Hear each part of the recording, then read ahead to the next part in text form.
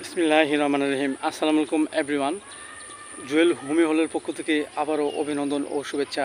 আজ একটি নতুন ভিডিও নিয়ে আলোচনা করব। ভিডিওটি হলো কাশির হোমিওপ্যাথিক মেডিসিন। দেখেন এভরিওয়ান, এটি একটি ইম্পর্টেন্ট একটি ডিজিজ। কাশি নিজে কোনো রোগ নয়, ইহা অন্য রোগের উপসর্গ মাত্র। কাশি রোগ দুই ধরনের হয়ে থাকে, একটি হলো সরল কাশি, আরেকটি হলো শুষ্ক কাশি।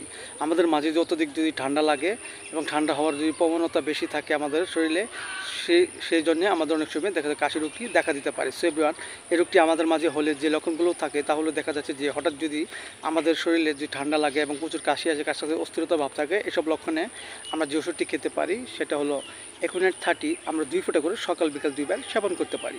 পাশাপাশি দেখা যাচ্ছে যে আমাদের যদি গলায় যদি হঠাৎ ঠান্ডা লাগে এবং প্রচুর কাশি আসে, গলা ব্যথা করে, ঢুক গেলতে খুব কষ্ট হয়, এসব লক্ষণে আমরা যে ওষুধটি খেতে পারি সেটা হলো পষ্টিকাম 30। আমরা 2 ফোঁটা করে সকাল বিকাল 2 বার সেবন করতে পারি।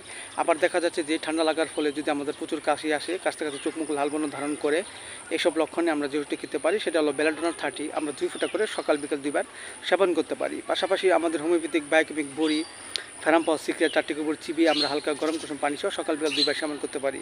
ক্যালকুলিয়া সাল্প 12 ব্যাগস 4টি করে বড়ি চিবিয়ে আমরা হালকা গরম কুসুম পানি সহ সকাল বিকাল 2 বার সেবন করতে পারি। এতে করে আমাদের মাঝে অনেক অংশে কাশি রোগটি দূর হয়ে যাবে এবং সুস্থ বোধে ফিরে আসবে। সো এভরিওয়ান, ভিডিওটি ভালো লাগলে অবশ্যই আপনারা লাইক দিবেন, সাবস্ক্রাইব করবেন। সবাই ভালো থাকেন, সুস্থ থাকেন। Thank you so much.